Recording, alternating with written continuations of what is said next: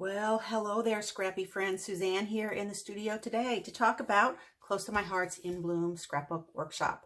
I've just finished this up and I thought I would show you the layouts a little bit and see if maybe I can give you a couple of tips.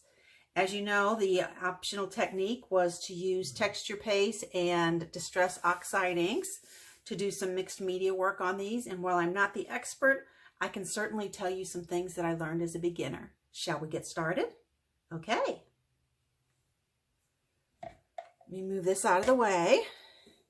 Okay, the way they wanted you to approach this was just to take your Distress Oxide ink and smush it down on our craft sheet, if you have it, our craft pad, or if not, on any smooth surface that you can clean afterwards would work. And then you use your spatulas to take a bit of the texture paste out of the jar. You can see it's halfway thick, halfway creamy, I would say.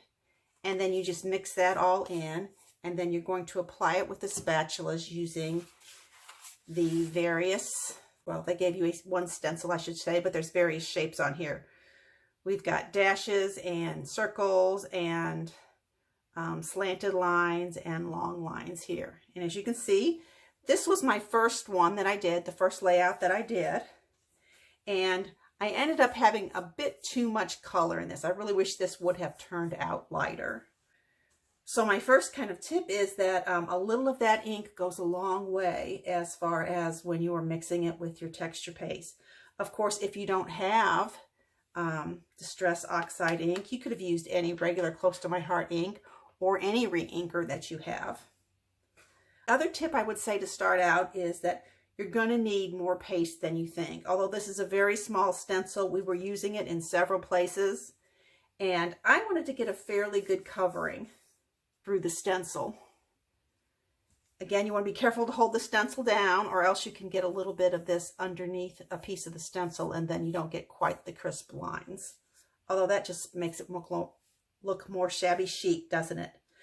The only really tip I have for you is that I think that instead of trying to go straight across the stencil, I found that I could fill it in better if I kind of did a little bit of a back and forth motion and then kind of smoothed it out afterwards. That's how I frost cakes and cupcakes, with a back and forth motion, and I think that worked really well.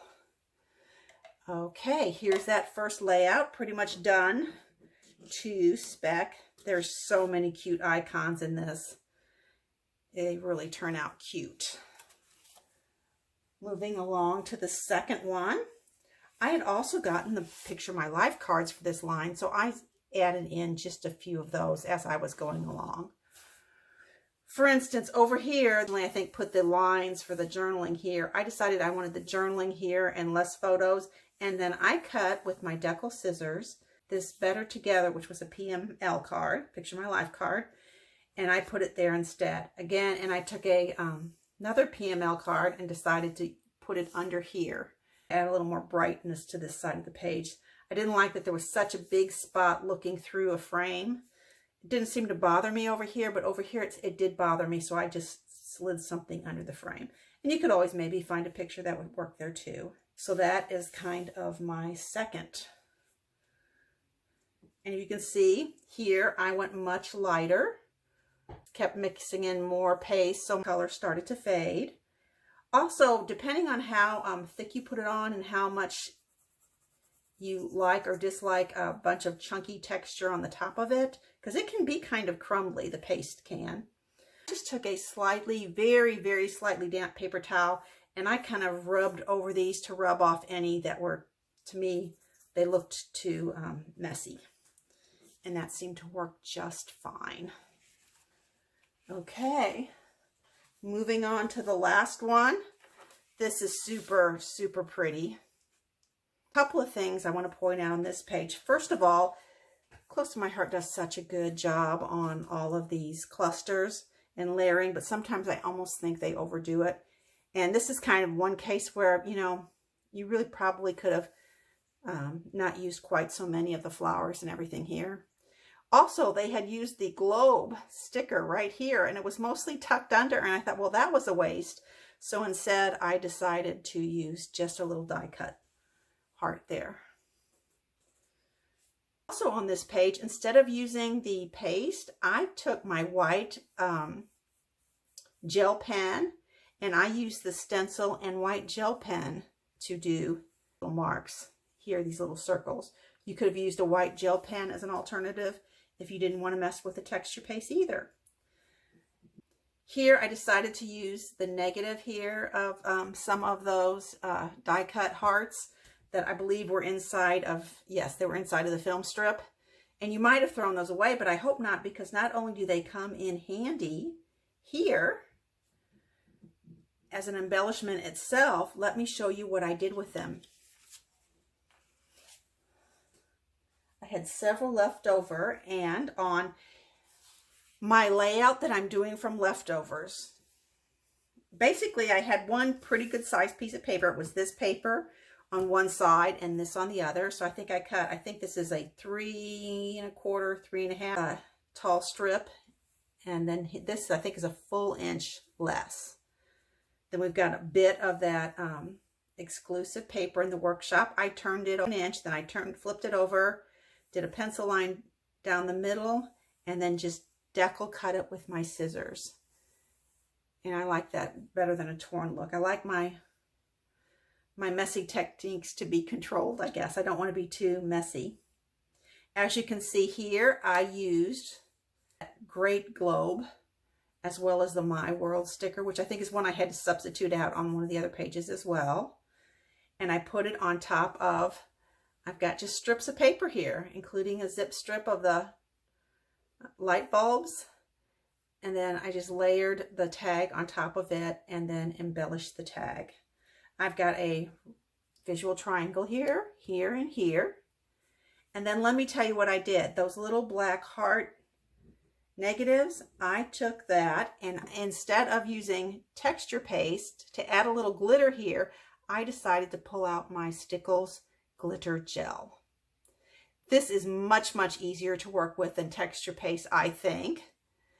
And I put 5 hearts on here using that die cut negative as sort of a stencil. There's one there, there's one here, there's one down here, and down here. I don't know if you can, the camera will pick up that little bit of glitter.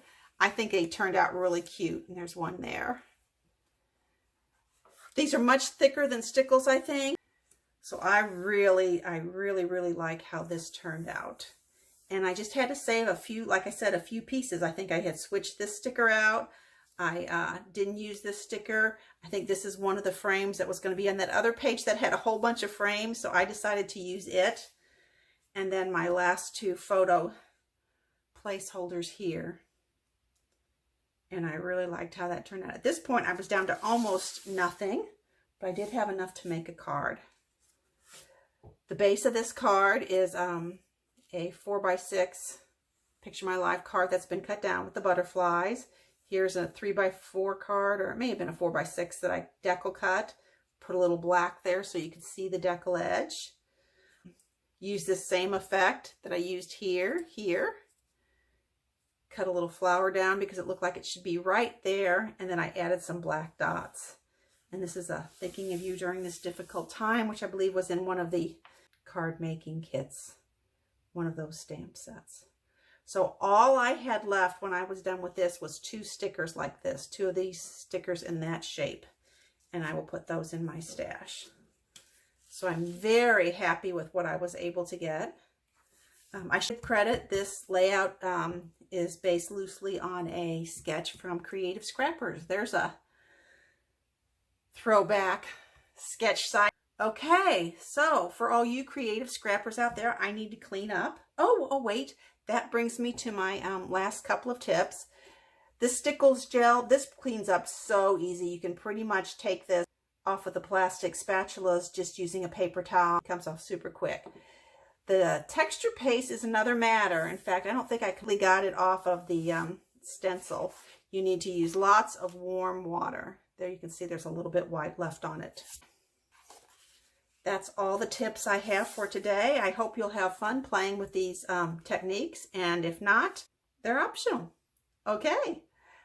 I'm getting really close to 100 subscribers, at which time I can actually name my YouTube channel. So help a gal out, won't you? Like and subscribe today. Thanks. I'll see you next time. Bye.